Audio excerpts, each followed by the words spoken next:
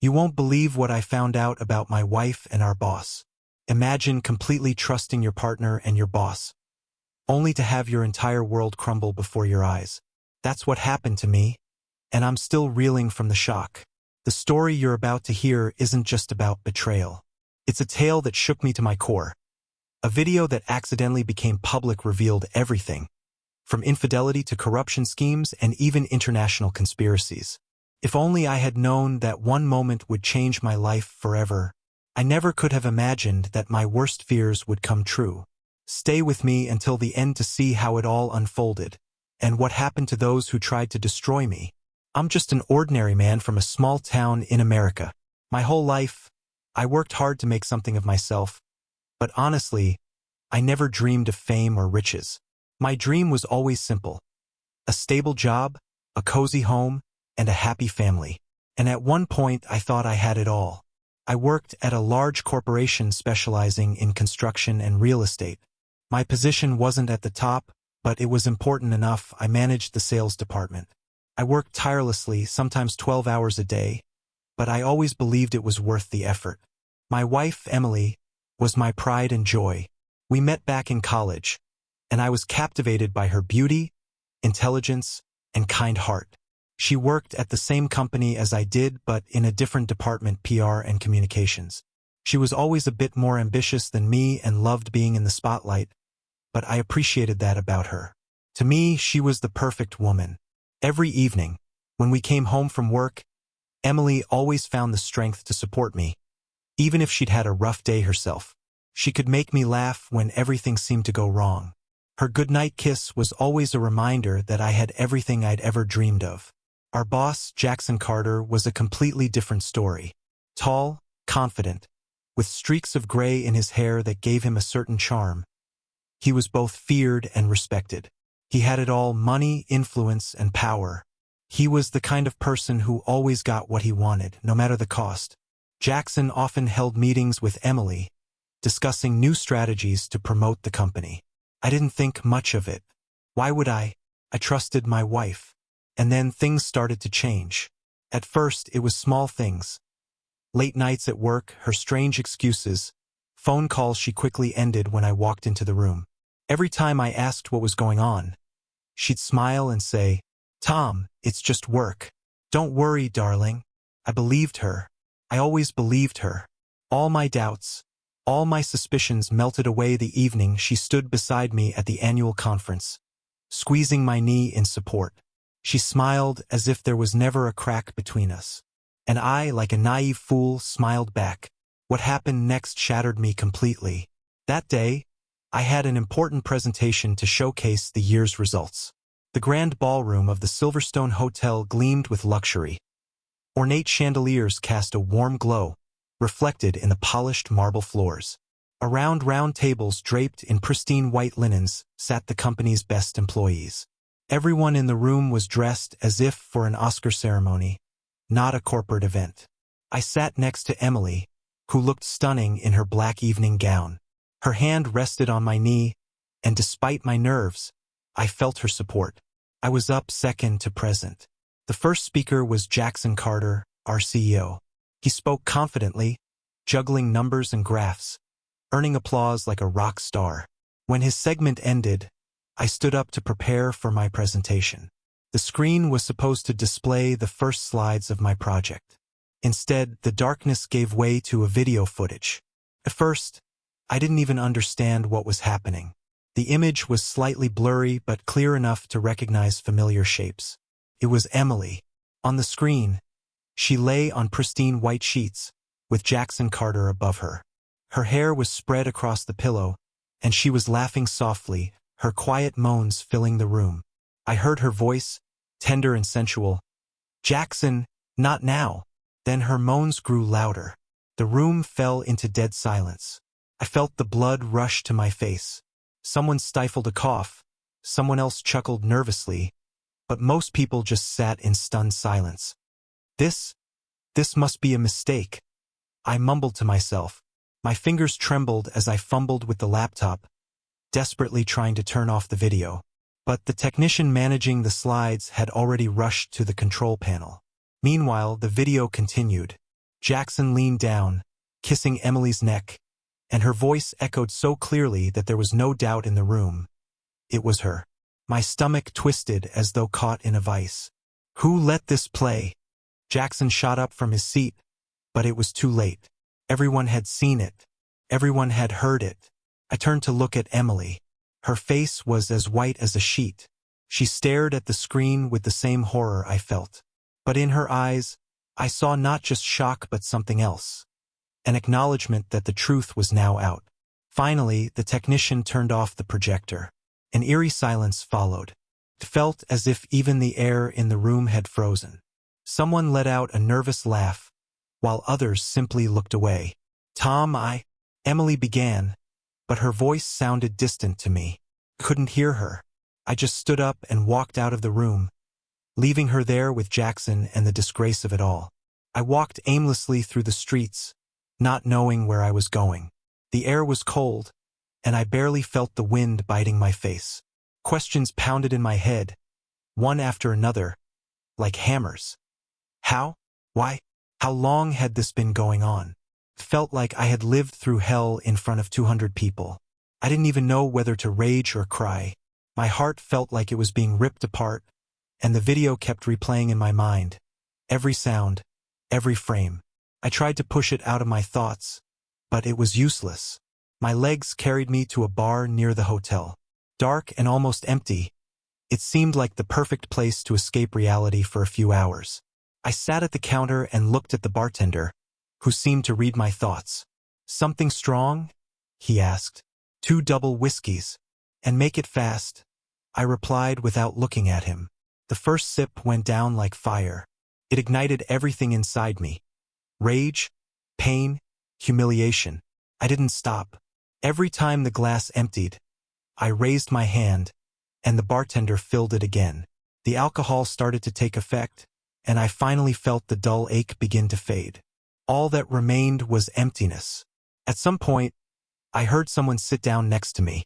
It was Jackson. His tie was loosened, and his face showed something resembling regret, but I knew better. This man didn't know how to feel remorse.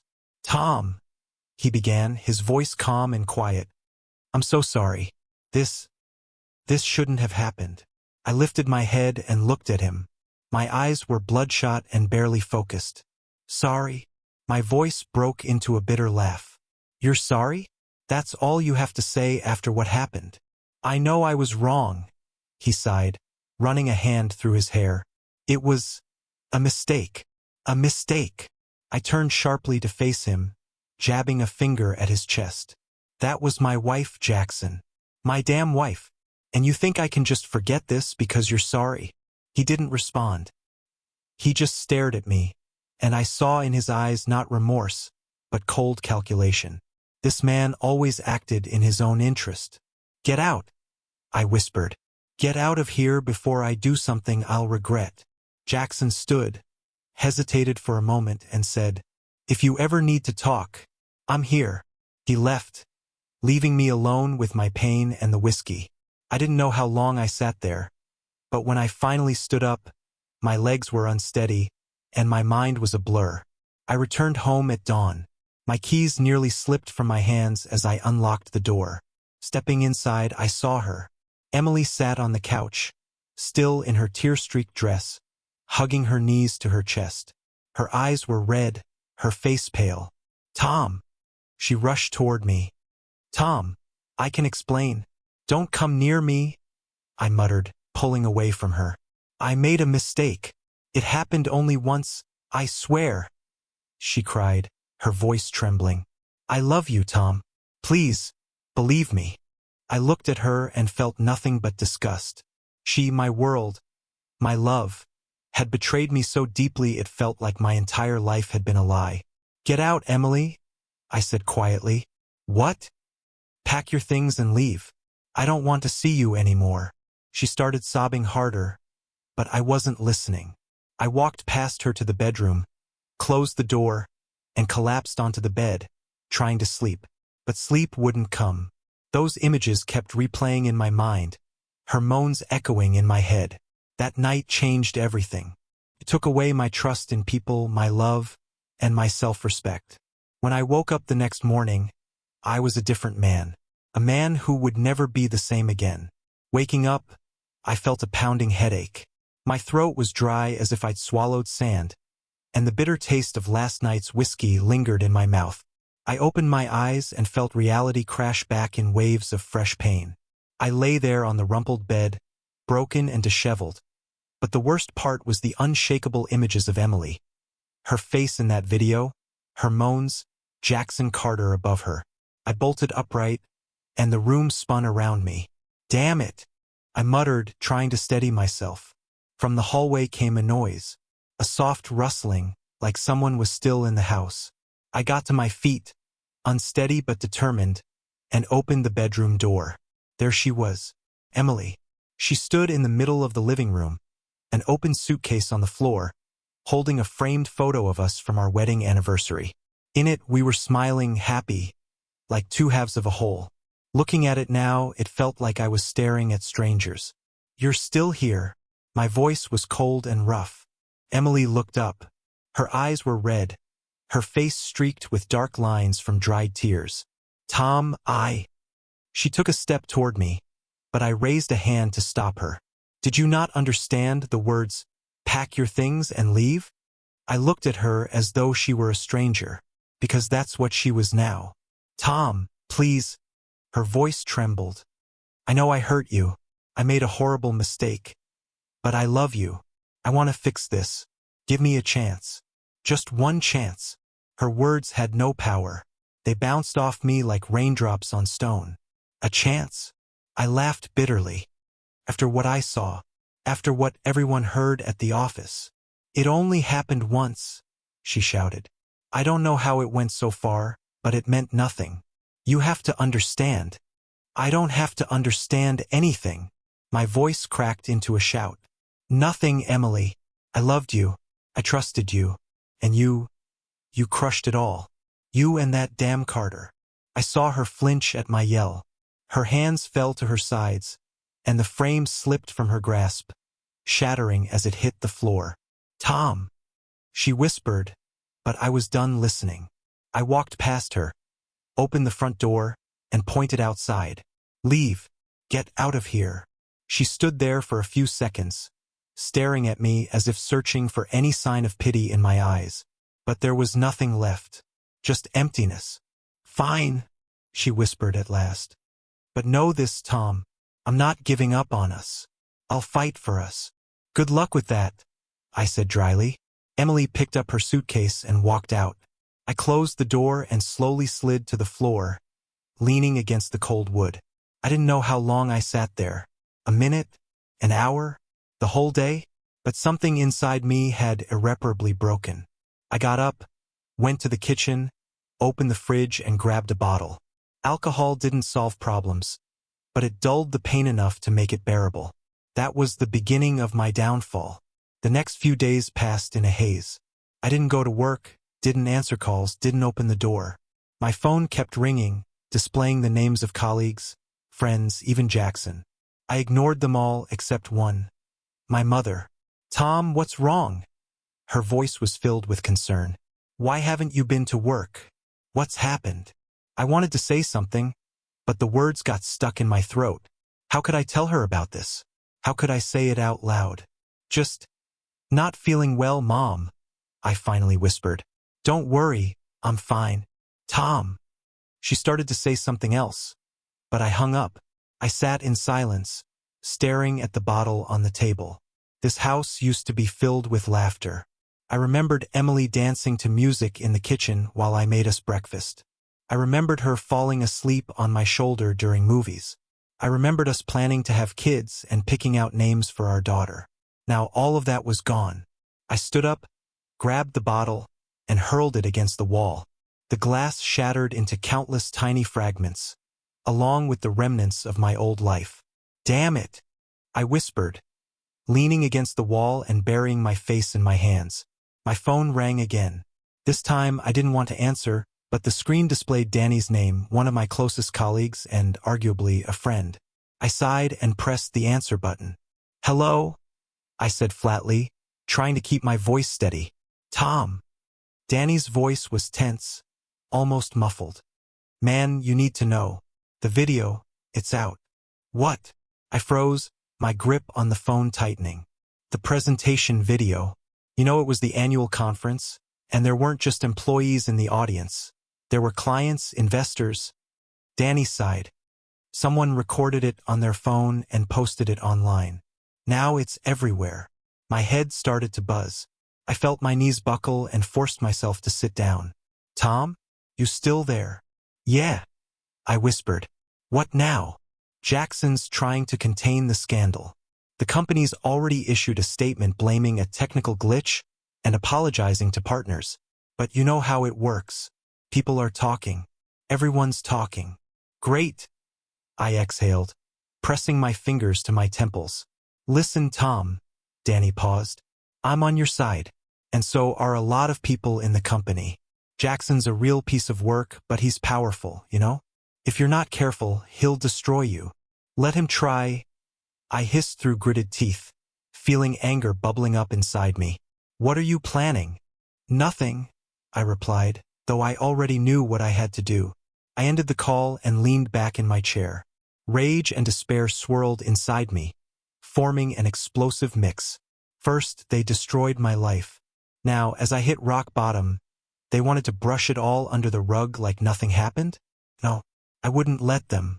That evening, I stood in the lobby of our company, where I'd been told Carter was holding one of his crisis meetings with advisors and lawyers.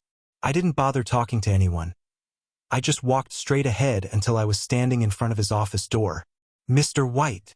His secretary shot up from her desk, trying to stop me. You can't just.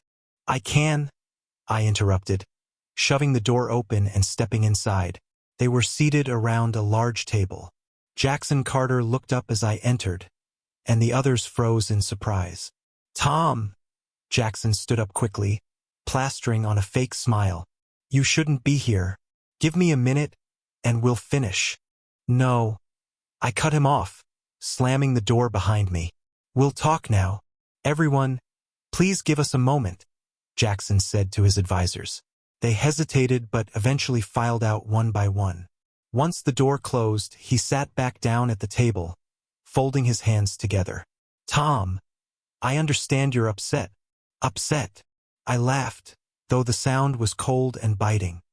Upset doesn't even begin to describe how I feel. I'm not excusing myself. We both know what happened with Emily. It shouldn't have come to light. It was a mistake. But right now, I'm trying to minimize the damage for everyone. For everyone? I stepped closer, leaning over him.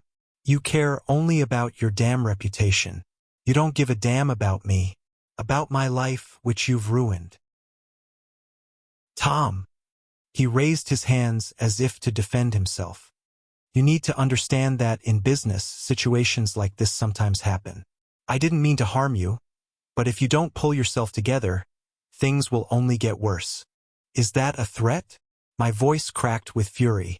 No advice, he replied, staring at me with his cold, almost snake-like eyes. Everything inside me boiled.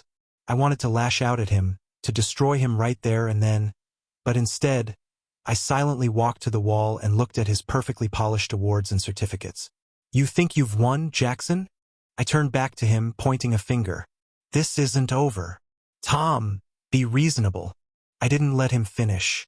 I walked out, slamming the door behind me, striding down the hallway, ignoring the startled faces of employees. An idea was already forming in my mind.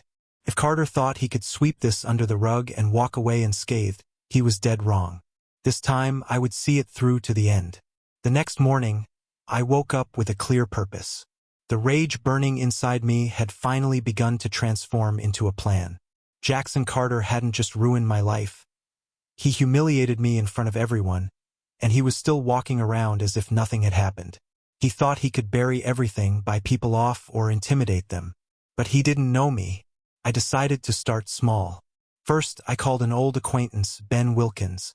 We had gone to college together, but he had pursued a career in journalism. Now, he worked at a small but ambitious news agency specializing in corporate scandal investigations. Tom, Ben's voice sounded surprised as he picked up. Wow, it's been ages. What's going on? Ben, I've got a story for you, I replied coldly. It could be your big break. But we need to meet in person. Sounds serious. All right, my office in an hour. Meet me at Patterson Cafe. You know it? Yeah, sure. All right, I'll be there. I hung up, feeling adrenaline course through my veins. This was only the first step, but I needed someone who could elevate the story in a way Carter couldn't silence. Patterson Cafe was nearly empty when I arrived. The old, cozy spot was perfect. Nobody paid much attention to the patrons. Ben was already sitting at a table in the corner and waved at me when he saw me. Tom! He stood up and we exchanged a firm handshake. Ben looked much the same as he always had. Messy hair, dark circles under his eyes, and a blue shirt that he'd probably been wearing for days. So, what's the story that made you call up an old friend? I sat across from him and looked him straight in the eye. Do you know Jackson Carter? The CEO of Westcorp International? Of course. He's in Forbes' top 20 most successful businessmen. Why? You've probably heard about the recent incident at the annual conference, I said, emphasizing the word incident. Ben raised an eyebrow and chuckled. I did. Everyone at the office watched that video. Someone even saved a copy. They say they're trying to wipe it off every platform. But the internet is forever. That was you, wasn't it? Your wife. I nodded, clenching my jaw. Exactly. But that's just the tip of the iceberg. Trust me, Ben, Jackson Carter isn't just a cheating boss who sleeps with his employees' spouses. He's got a trail of dirt behind him. I need your help to expose it. And why do you want to do this? Ben squinted, studying me closely. Because he ruined my life. He took everything from me. And I won't let him walk away unscathed. Ben rubbed his chin thoughtfully. All right, but I'll need evidence, Tom. I need facts, documents, anything. Without that, we can't publish a thing. I'll find them. I already know where to start. Are you in? Ben smiled and nodded. I've always loved a good story about the mighty falling. Deal. I knew Jackson Carter had secrets. People in his position don't climb to the top without skeletons in their closets. That's why I decided to dig deeper. The first step was gaining access to company documents and emails. I still had a few contacts inside Westcorp who were on my side after the scandal. One of them was Mark Galloway, a senior manager in the IT department. We had worked together on several projects, and I knew he hated Carter even more than I did. Mark met me late one evening at a cheap bar on the outskirts of the city. Are you sure you want to do this? He asked, nervously gripping his beer glass and looking at me. Mark, listen. I leaned in closer. Carter ruined my life. You know what he's like. He uses people, destroys them, and moves on. Don't you want to put an end to this? Mark sighed, averting his gaze. Fine. I've got something. I can't say much, but there's correspondence in our system between Carter and some very suspicious people. Financial transfers he wouldn't want the tax authorities to see. I can get you those files, but if I get caught, you won't get caught. I'll make sure of it. Mark nodded and finished his beer. Meet me tomorrow. I'll give you everything I can find. Now I had a chance to strike Carter with a blow he wouldn't recover from. The next day, Mark handed me a flash drive. We met in a park, where he nervously glanced around as if someone were watching him. There are emails on here, he whispered, handing me the drive. Financial reports and conversations with some offshore partners. Carter is laundering money, Tom. This is exactly what I need, I replied, slipping the drive into my pocket. You did the right thing. I don't want anything more to do with this, he muttered and hurried away. Back home, I plugged the flash drive into my laptop. The files confirmed all my suspicions. Accounts, shell companies, and corrupt dealings. Now you'll pay for everything, I whispered, staring at the screen. I immediately called Ben. I've got what you need. This isn't just a scandal. It's a crime. Let's meet tonight. We're bringing this to light, Ben replied firmly. That evening, I waited for Ben at the same cafe, but he didn't show up. Instead, I received a call from an unknown number. Tom White. The voice was cold and vaguely familiar. Who is this? Someone who advises you to stop digging before it's too late. You don't know who you're dealing with. Jackson. I gritted my teeth. That's irrelevant, the voice replied. Just know this. The next move will be against you. The line went dead. I realized Carter had caught on to my plans and was watching me. I got up nervously and left the cafe, feeling invisible eyes following my every step. The next morning, I tried contacting Ben again, but his phone was off. Where are you, damn it? I muttered, dialing his number for the third time. I called his office. Ben hasn't been in touch since yesterday, one of his colleagues said. Do you know where he is? Cold fear gripped me. Ben hadn't just gone missing. He had been made to disappear. I suddenly realized I might be next.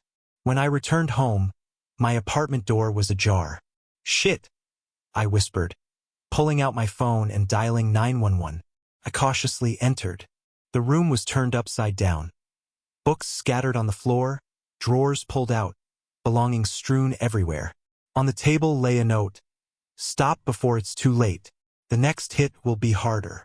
The police arrived 20 minutes later, but I knew it wouldn't change anything. Carter was acting openly, showing his power. I packed everything I needed into a bag. My laptop, the flash drive, a few essentials, and some cash. You won't break me, I said to the empty room. I decided to move to a motel outside the city, where Carter wouldn't find me so quickly. Driving down the highway, I couldn't shake the feeling that I was being followed. Every car seemed suspicious. My life had turned into a hunt. But I wasn't about to give up. The evening at the motel was grim and unsettling. I couldn't sleep, but suddenly my phone rang. It was Mark. Tom, I found out more. Carter is connected to powerful people. You need to disappear before he gets to you. I can't. This has to end. Then I have another idea. We find someone within his circle who's willing to expose him. I agreed, as there was no other choice. Mark was my only hope. The next day, I met Mark at a forgotten cafe on the edge of the city. He was nervous, glancing around frequently, as if afraid of being watched. This is dangerous, Tom, he said, shifting his cup anxiously from one hand to the other. But I found someone, a woman in the legal department, Lisa Harris. She knows more than she should, and she's willing to talk. I stared at him, realizing that this woman might be the last hope for uncovering the truth. Have you spoken to her? No, I just learned her name yesterday. She refuses to talk directly, but said she has evidence. What kind of evidence? You know how it works in legal departments, probably documents or records of financial misconduct. I tried to steady myself, but knew this wouldn't be simple. Meet me tonight, same place. If we act quickly, she might be ready to tell us everything, Mark said. I nodded, and we left the cafe without discussing further details. The night was cold when I arrived at the meeting spot. Lisa was already there, sitting at a table, wrapped in a dark coat.